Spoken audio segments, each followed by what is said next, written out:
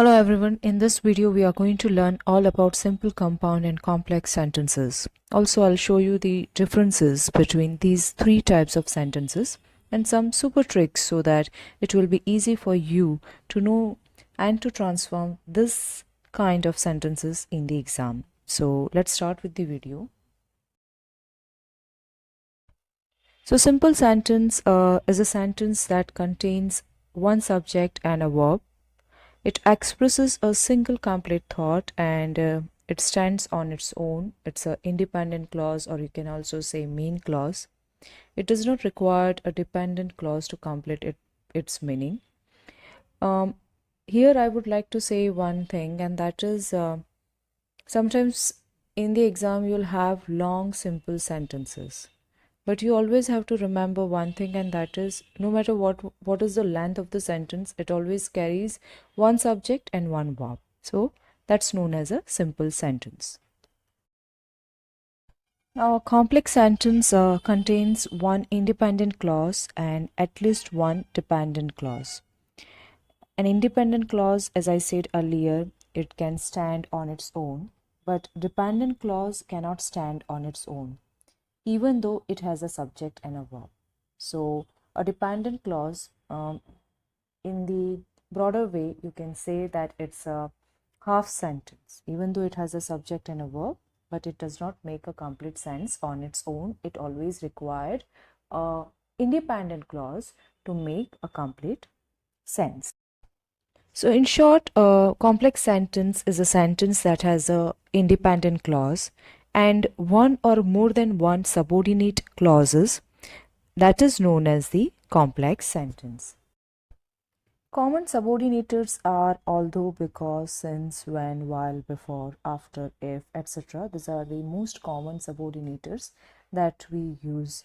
There are others also which we will discuss in the later part of the video. So one thing you have to keep in mind while dealing with the complex sentences, especially if your dependent clause, if it comes at the beginning of the sentence, then comma is must, it is necessary. But if the dependent clause comes in the middle part, okay, then the comma is not so necessary. In fact, it is not necessary at all. Now, compound sentence is a sentence that contains two or more independent clauses, but there is no subordinating clause. Compound sentence is joined by conjunction, and this conjunction is called as coordinating conjunction.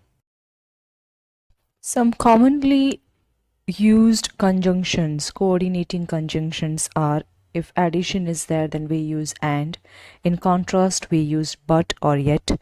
In choice, we use or nor. If it is a cause, we use for, and for result, we use so.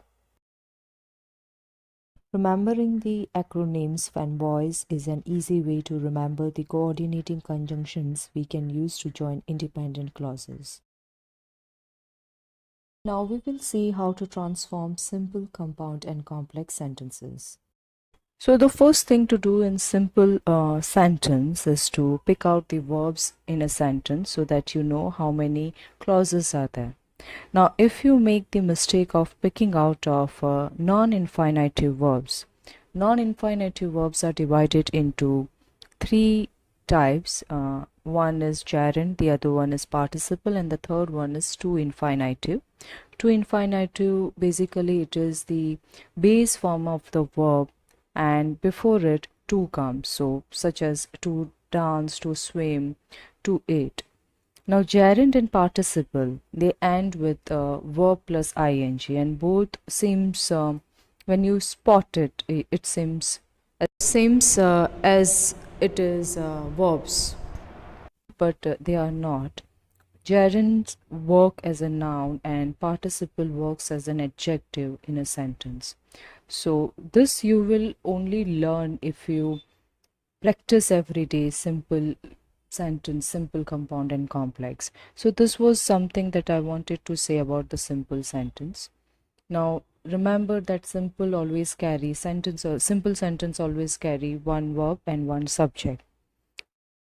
So type 1, he is poor, he is generous. Now we will transform this into all three: simple, compound and complex. Now in simple, I have to use only one subject and one verb. So in this kind of a sentences, you can use in spite or despite. In spite of his poverty, he is generous. What I have done in this sentence, I have removed one he, I have changed it into possessive noun. In spite of his is a possessive noun. Okay, and if I write like this way, in spite of his poor, the sentence seems very weird. So I have changed poor into poverty. That's also a noun. So in spite, despite plus noun, you can use this formula and it will be very easy for you to transform any sentence. So this is the way you will transform the simple sentence. Now talking about the compound sentence, see, definition should be very clear, okay, and only then you will be able to transform, you will be able to convert these sentences. He is poor, he is generous, two independent clauses, two independent sentences, we have to join, we have to make it one. So now what we will do, now this sentence is a contrast, so we have used but to join the sentence. Coordinating conjunction, I mean to say, but he is poor, but he is generous. In compound sentence, instead of but, you can also use still or yet. And finally, complex. Again, the sentence is a contrast kind of a sentence. So you can use in this kind of a sentence although or even though or though. Okay, I have used although, but you can use any other two also.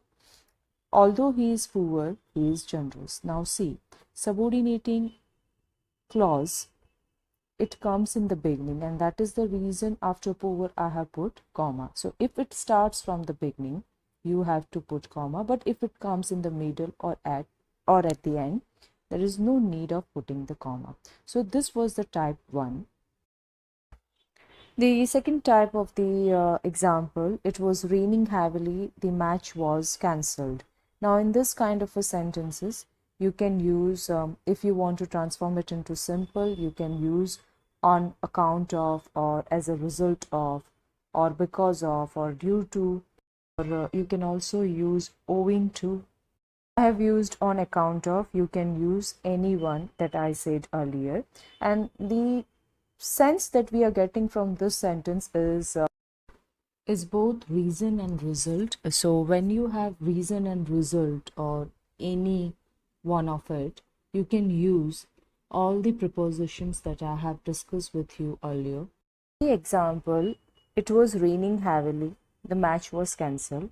Now was raining, so it shows the past, it shows past continuous tense. And coming back to the main point, as I said earlier, gerund and participle. Whenever you have gerund and participle in the sentence, remember that before gerund or participle, you won't have any auxiliary or helping verb. So this sentence is of past continuous tense. So coming back to the sample example, in my example, I can see two verbs and I have to use any one of them. So now what I'll use in the simple, if I want to transform it, I will use one. I'll use preposition on account of, and heavy rain becomes the object of this preposition. So on account of heavy rain, now the match is my subject and was is my verb. So the sample sentence have two subjects and two verbs. I have used only one subject and one verb. So I have changed raining heavily into heavy rain. I have used adjective for rain. How was the rain? It was heavy. Now you have to change it into compound, and compound have two independent clause joined by coordinating conjunction. So we have used so here. It was raining, so the match was cancelled. Both are independent clause, stand on its own, joined by coordinating conjunction. Here you can use one more and that is and so. It was raining and so the match was cancelled. Lastly, complex. As it was raining heavily, the match was cancelled. Instead of as, you can write since. You can also go for because. Here, comma is missing after heavily, but you have to put it whenever you use the subordinating clause at the beginning of the sentence. Type 3. I've taken one example. The box was very heavy. I could not lift it. In simple, I'll use adverb to and preposition to. The box was too heavy to lift it. In compound, I'll use and so. The box was very heavy and so I could not lift it. And in complex, the box was so heavy that I could not lift it. So in complex, I can use that. In compound, and so, and in simple, adverb to and preposition to. Type 4, the sample sentence, the cat is away, the mice are at play. If I want to transform this into one single sentence, simple sentence, then I'll use being. Trick over here is if you have is or was in the sentence, you can use the be verb form, and that is being. So the cat being away, the mice are at play. In compound, you can use either and or and so or therefore. I have taken and, but you can also use and so or therefore. The cat is away and the mice are at play, or you can say the cat is away and so the mice are at play, or you can also go with the cat is away, therefore the mice are at play. Now in the complex, you can go with when, you can go with as or since or because. I have used when, but you can use any of the one that I have said earlier. When the cat is away, the mice are at the play, or you can also say as the cat is away, the mice are at the play. Type 5, the child saw his mother, he ran towards her. In type 5, for simple sentence, you'll have on plus present participle, or in the event of plus present participle. Present participle means base form of the verb plus ing. Either you go with on, or you can go with in the event of. I have used on. On seeing his mother. See, on preposition, verb 1, that is see, and then ing. Okay, so on seeing his mother, the child ran towards her. Or you can write like this way also. In the event of seeing his mother, the child ran towards her. Next is in compound. You can write and then I have used adverb, but it's not compulsory because I thought it suits the sentence. That's the reason I have written adverb here. The child saw his mother and immediately he ran towards her. This is also right.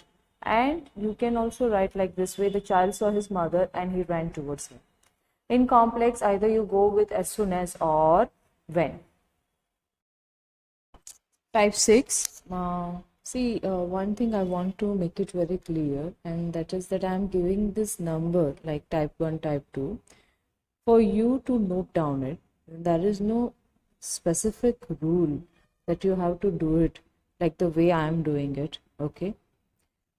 I just wanted to show you certain keywords and differences so that it will be easy for you to transform it when the sentence, this kind of sentence, comes in front of. Now, type number 6, he finished his work, he retired. So, if I want to change this kind of a sentence into simple, then I will use two kinds or two things, having plus past participle. Okay, now having here, it works as a gerund. Remember gerund formula? Gerund works as a noun. So having here, it works as a gerund, or you can say perfect tense that I have used. Okay, so having plus past participle. The past participle of the verb finish is finished. So having finished his work, he retired. So this is the type 1. And in type 2, you can write after plus present participle.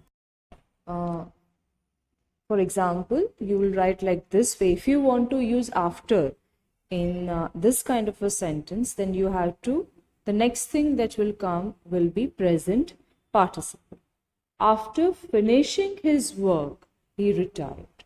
See, both the way the answer can come, and it is the simple sentence. Compound, you can write and then he finished his work and then he retired. And in complex, after he had finished his work, he retired. You may wonder why I have used after in complex too. But you see, in simple, it works as a preposition, whereas in complex, it works as a subordinate conjunction. In simple, it is followed by present participle, whereas here it is followed by subject, that is he, and then had and past participle. So there is the difference between using after in simple and using after in complex. So this was the formula of using after in complex. After plus subject plus had plus past participle. Type number 7, he must see the teacher, he can get his doubts cleared. Now, in simple, you can either write in the event of or in case of. Remember type number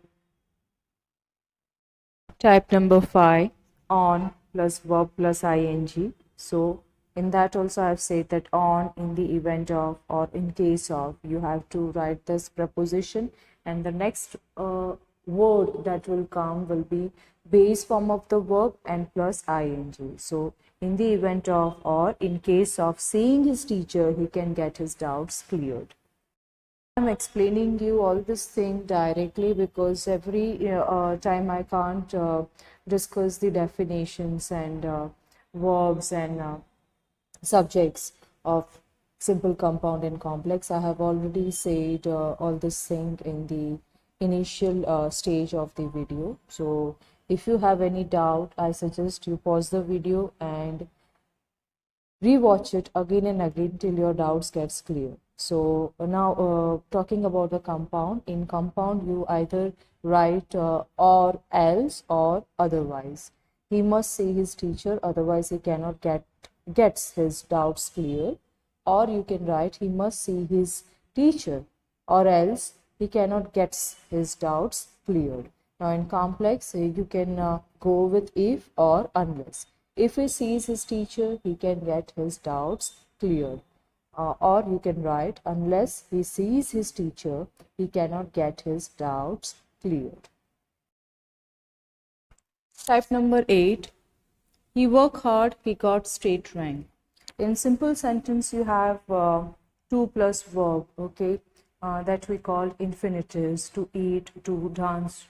So we are going to use to plus verb here, I mean infinitive here in the simple sentence.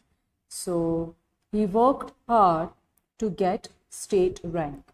In compound, you can use and so, and in complex, so that.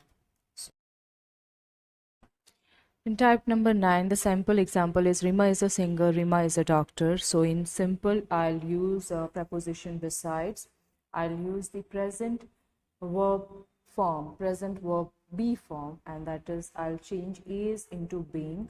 Okay, so besides being a singer, Rima is also a doctor. In compound, I'll go for not only and but also. So I think you know this, not only but also. Rima is not only a singer but also a doctor. In complex, I'll use adjective clause, and that is who. Rima, who is a singer, is also a doctor. So this is the way you transform all these three sentences. Please note that in your complex sentence, where you see who is a singer, that is your subordinate clause, and Rima is also a doctor, it is your main clause. So remember, I've said earlier that if your subordinate clause comes in the middle, then there is no need of putting comma. So moving forward to type number 10, see, for simple, if you come across some quality words like adjective, I'll I'll show you how you are going to use that adjective in the sentence. For example, you can see a simple sentence which says they sell ghee, it is pure.